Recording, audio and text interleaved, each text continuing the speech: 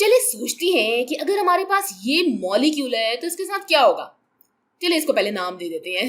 तो हमारे पास ये 1 2 3 4 और 5 कार्बन हैं। इनमें कोई डबल बॉन्ड नहीं है तो 5 कार्बन को हम पेंट कहते हैं। डबल बॉन्ड या ट्रिपल बॉन्ड ना होने की वजह से ये पेंटेन है।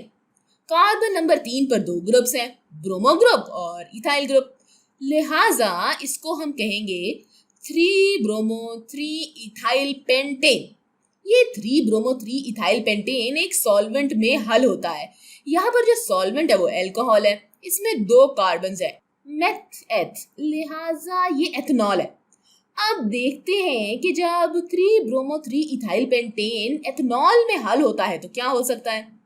अब एथनॉल में पहले से ही हाइड्रोजन मौजूद है। इसको किसी और प्रोटॉन को हासिल करने की जरूरत ही नहीं है। अगरचे इसके पास पार्शियल नेगेटिव चार्ज है तो ये पोलर है। ऑक्सीजन बहुत इलेक्ट्रोनेगेटिव है, लिहाजा इस पर पार्शियल नेगेटिव चार्ज है।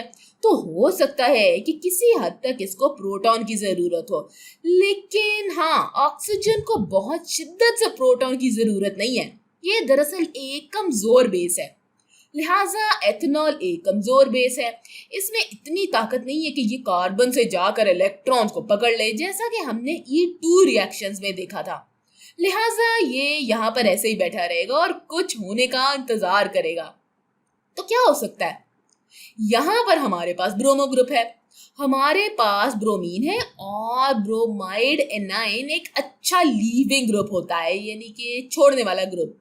ये एक बड़ा मॉलिक्यूल है क्योंकि इसका इलेक्ट्रॉन्स का बादल बड़ा है, तो ये चार्ज संभाल सकता है, ये चार्ज रखने के काबिल है।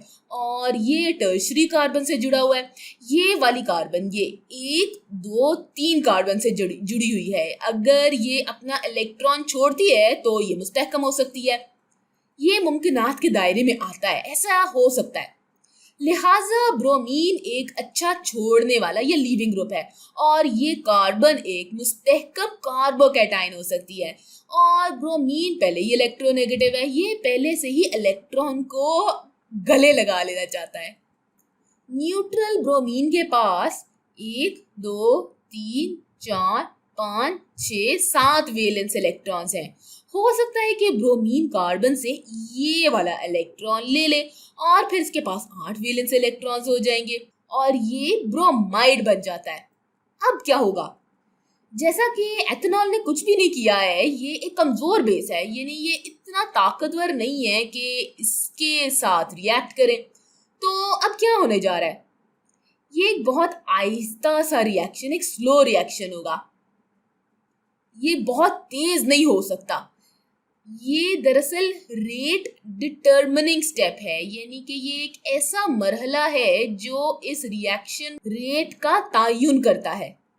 तो इसके बाद क्या होता है, मैं अपने इस मॉलिक्यूल को दोबारा बनाऊंगी, लेकिन चूंकि इसमें थोड़ा रिएक्शन हो चुका है तो अब ये कैसा दिखेगा।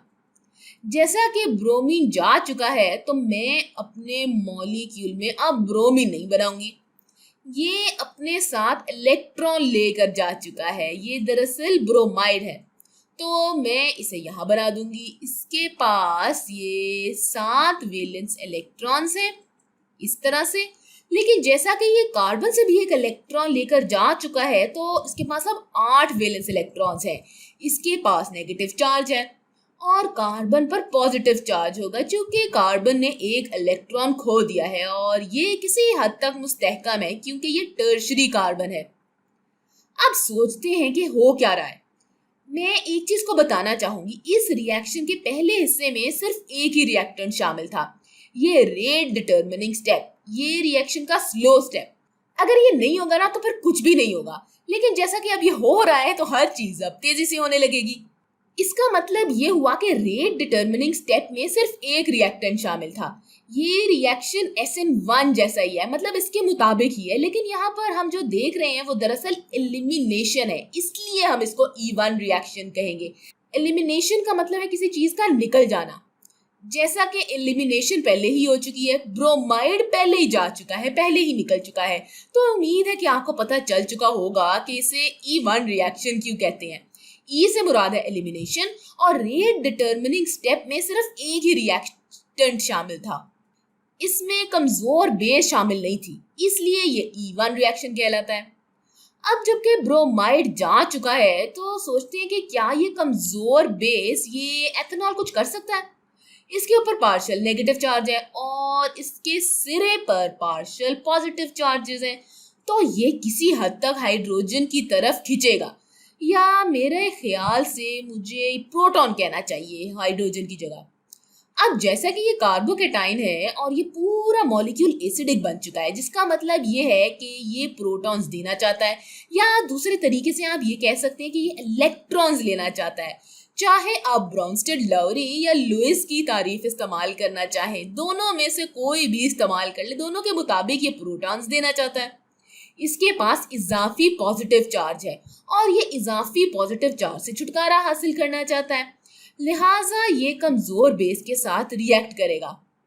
अब आपके पास सूरत हाल कुछ यूं है कि ऑक्सीजन जिस पर पार्शियल नेगेटिव चार्ज है, इस ऑक्सीजन पर मौजूद इलेक्ट्रॉन हाइड्रोजन प्रोटॉन को ऊपर खींच लेगा, फिर हाइड्रोजन के इलेक्ट्रॉन्स बड़ा मॉलिक्यूल ले लेगा, बल्कि ये तो खुद कार्बोकेटाइन की तरफ खींचेगा। तो अब हम अपना हतमी प्रोडक्ट बनाते हैं। तो हमारा फाइनल प्रोडक्ट क्या होगा? रिएक्शन का ये वाला हिस्सा तेजी से होगा। रेट डिटर्मिनिंग स्टेप बहुत आहिस्ता होता है। लीविंग ग्रुप निकल जाता है, कार्बोकेटाइन बनता है। ये बहुत तेज नहीं होता, लेकिन जब ये सब हो जाता है, मतलब कार्बोकेटाइन बन जाता है, तो ये इतना मुस्तहकम नहीं होता। फिर ये चीज होगी, ये बहुत तेजी से होगी। हम अब मॉलिक्यूल को दोबारा बनाते हैं। अब ब्रोमाइड जा चुका है और हाइड्रोजन भी जा चुका है, तो हम ये नहीं बनाएंगे।